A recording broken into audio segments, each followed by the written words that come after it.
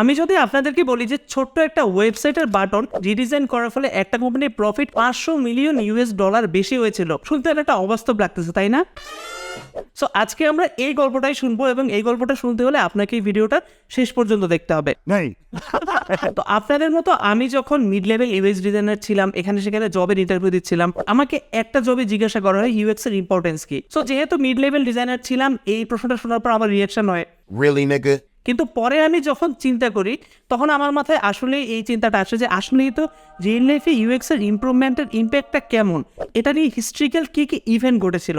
তো তখন আমি যখন একটু ঘাটাঘাটি করা শুরু করি তখন আমি খুব ইন্টারেস্টিং কিছু ইনসাইট পাই, খুব অ্যামেজিং কিছু ইভেন্ট আমি জানতে পারি যেখানে ইউএক্সের ছোট কিছু ইমপ্রুভমেন্টের ফলে বা ইউএক্সের সিগনিফিকেন্ট ইমপ্রুভমেন্ট বিজনেসকে হিউজ রিটার্ন, হিউজ প্রফিট এনে দিয়েছে। সো আজকের এপিসোডটা আমাদের এই জিনিসগুলো নিয়ে। তো এই এপিসোডে যাওয়ার আগে জাস্ট আমি বলে নিই, আমার নাম হচ্ছে আতিকুর রহমান। আমি ইউএক্স লিড হিসাবে আমস্টারডাম বেসড একটি কোম্পানি টুটুবিতে জব করছি। আমার একটি ডিজাইন এজেন্সি আছে যেটার নাম হচ্ছে ডিজাইন মক্স, সেখানে আমরা ডিজাইন সার্ভিস প্রোভাইড করে থাকি। তার পাশাপাশি টেলিগ্রাম একটি গ্রুপ আছে যেখানে আমি ডিজাইনের এবং ক্যারিয়ার নিয়ে অনেক সাজেশন দিয়ে থাকি। সো ভিডিওটি যদি আপনার ভালো লাগে অবশ্যই লাইক করেন, সাবস্ক্রাইব করেন, অবশ্যই বেশি করে শেয়ার করেন। আর দেরি করবো না, চলেন আমরা চলে যাই সেই ভিডিওতে।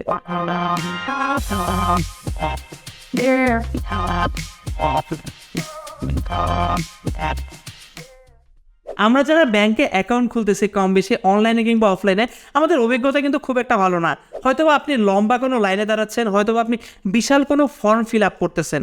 সো এই সেম জিনিসটা কিন্তু ব্যাংক অফ আমেরিকা অনেক আগেই বুঝতে পেরেছিল এবং তারা এই পেইন পয়েন্টটা নিয়ে কাজ করে। তারা এই আগোছালো প্রসেসটাকে সুন্দর 5টা স্টেপে ভাগ করে, যেগুলো অনেক ওয়েল থট, ওয়েল অর্গানাইজড। এবং এই 5টা স্টেপে ভাগ করে যখন তারা এটাকে রিলঞ্চ করে, তাদের 45% ইনক্রিজড হচ্ছে অনলাইন ব্যাংক রেজিস্ট্রেশন দেখা যায়, হুইচ ইজ টোটালি অ্যামেজিং। এবার আসে ওয়ালমার্টের কথায়। আপনারা সবাই তো ওয়ালমার্টকে চেনেন।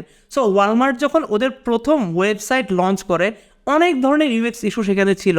আপনি সেখানে যদি কোনো কিছু ভিজিট করতে চান, দেখবেন ওয়েবসাইট মোবাইল রেসপন্সিভ না, আপনার যে প্রোডাক্টটা দরকার সেই প্রোডাক্টটা হয়তো আপনি ঠিকভাবে খুঁজেই পাচ্ছেন না। সো ওয়ালমার্ট যখন বুঝতে পারে যে এখানে অনেক বড় গ্যাঞ্জাম হয়ে গেছে, ওরা কিন্তু ওদের ওয়েবসাইটটা আবার রিডিজাইন করে। এবং এবার রিডিজাইন করার সময় ওরা কিন্তু ইউজারের এই পেইন পয়েন্টগুলোকে মাথায় রাখে। ওরা ইউজার কীভাবে খুব ইজিলি একটা প্রোডাক্ট খুঁজে পাবে সেই সিস্টেমটা ওদের প্রোডাক্টে রাখে, কীভাবে ইউজার নেভিগেট করবে এই ব্যাপারগুলো নিয়ে চিন্তা করে, এমনকি কীভাবে দ্রুত একটা জিনিস পারচেস করা যায় এই সিস্টেমটা নিয়ে ওরা চেকআউট প্রসেসটা নিয়ে কাজ করে। ফলস্বরূপ ওদের ভিজিটর 214% ইনক্রিজ করে, which is literally mind blown. American Eagle Outfitters হচ্ছে আমেরিকার বড় একটি পোশাক কোম্পানি। সো ওদের অনলাইনে কিন্তু অনেক সেল হতো এবং ওদের এক্সিস্টিং ওয়েবসাইটে অনেক ইস্যুস ছিল। ওরা যখন এই ইস্যুসগুলো দেখতে পায়, ওরা এটা নিয়ে একটু রিসার্চ করে। ওরা চিন্তা করে যে ইউজারের জন্য কীভাবে জিনিসটাকে আরও ইউজার ফ্রেন্ডলি করা যায়, বাইং এক্সপিরিয়েন্সটাকে আরও বেটার করা যায়, ইউজারের প্রেফারেন্সটাকে আরও ভালোভাবে বোঝা যায়। সো এই সব কিছু মাথায় নিয়ে ওরা কিন্তু ওদের রিডিজাইন্ড ওয়েবসাইট লঞ্চ করে এবং রিডিজাইন্ড ওয়েবসাইট ওদের সেলসকে 56.3% ইনক্রিজ করে। মাইক্রোসফটের সার্চ ইঞ্জিন বিংয়ের কথা তো আমরা সবাই জানি। রিসেন্টলি এটা আরও পপুলার হচ্ছে কারণ শোনা যাচ্ছে চ্যাট জিপিটির সাথে এটাকে নাকি ইন্টিগ্রেট করা হবে। সো সেই টপিকে আমরা না যাই, মাইক্রোসফটের এই বিংয়ের সাথে কিন্তু ইউএক্স বিজনেস ইম্প্যাক্টের বেশ বড় একটা রিলেশন আছে।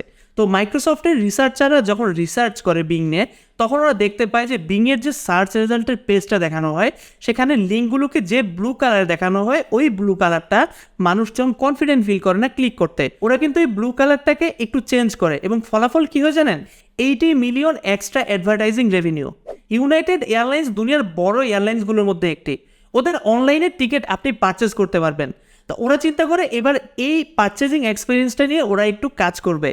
যেই কথা সেই কাজ, ওরা ইউজারের বিভিন্ন প্রেফারেন্স নিয়ে কাজ করা শুরু করে। ইউজারের প্রেফারেন্স অনুযায়ী ওরা বিভিন্ন অফার পোস্ট করা শুরু করে। ইউজারের ট্রাভেল হিস্ট্রি অনুযায়ী ওরা ওদেরকে বিভিন্ন ধরনের ফ্লাইট বুক করতে হেল্প করায়।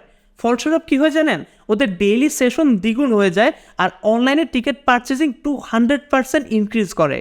ডিজাইন ফার্ম ডায়মন্ড বুলেটকে স্টেট গভর্নমেন্টের ওয়েবসাইট রিডিজাইন করতে দেওয়া হয়েছিল। তারা যখন এই রিডিজাইনটা শুরু করে, তারা কিন্তু ইউএক্স ইমপ্রুভমেন্টের জন্য বিভিন্ন এলিমেন্ট সেখানে অ্যাড করে। তারা বেটার নেভিগেশনের জন্য নেভিগেশন বার অ্যাড করে, সিম্পলার সার্চ বার অ্যাড করে যাতে ইনফরমেশন মানুষ ইজিলি খুঁজে পায়, এবং আরও ক্লিনার লেআউট ইউজ করা শুরু করে। আউটকাম কী ছিল জানেন? মানুষের ইনফরমেশন খুঁজে পাওয়ার অ্যাবিলিটি 72% থেকে 95% ইনক্রিজ করেছিল। মানুষজন ইনফরমেশন খুঁজে পাচ্ছিল 62% কম সময়ে। অপরদিকে যদি বিজনেসের ক্ষেত্রে আসি, গভর্নমেন্ট $1.5 মিলিয়ন এক্সট্রা সেভ করতেছিল এবং $5 মিলিয়ন প্রত্যেক বছর এক্সট্রা প্রফিট করতেছিল। এবার আসি আজকের আসল গল্পে। কনসাল্টিং ফার্ম জিএফকে তাদের ক্লায়েন্টের ওয়েবসাইট রিসার্চ করতেছিল। সো ক্লায়েন্টের প্রোডাক্ট রিসার্চ করতে গিয়ে তারা নোটিস করলো যে প্রোডাক্ট ডিটেলস পেজে বাই বাটনটা এমনভাবে ডিজাইন করা, এটা দেখে বোঝারই উপায় নেই যে এটা একটা বাটন। সো ইউজাররা খুব ইজিলি ইগনোর করতেছিল, বা যারা ট্যাপ করতেছিল তারা হয়তো ঠিকভাবে ট্যাপও করতে পারতেছিল না। তো ওরা যেটা করে, ওরা বাটনটাকে রিডিজাইন করে এবং প্রত্যেকটা বাটনের সাথে এক্সট্রা একটা অ্যাডিশনাল বাই বাটন অ্যাড করে। ফলাফল ছিল ওই কোম্পানিটা প্রতি বছর অ্যাডিশনাল $500 মিলিয়ন এক্সট্রা প্রফিট করা শুরু করে, which was literally mind blowing for me.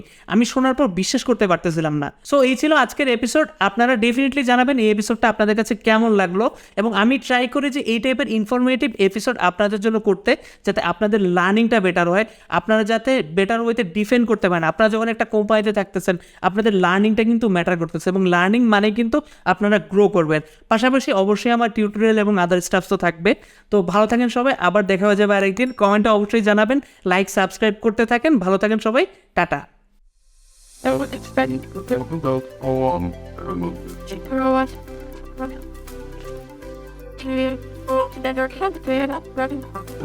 Telenor.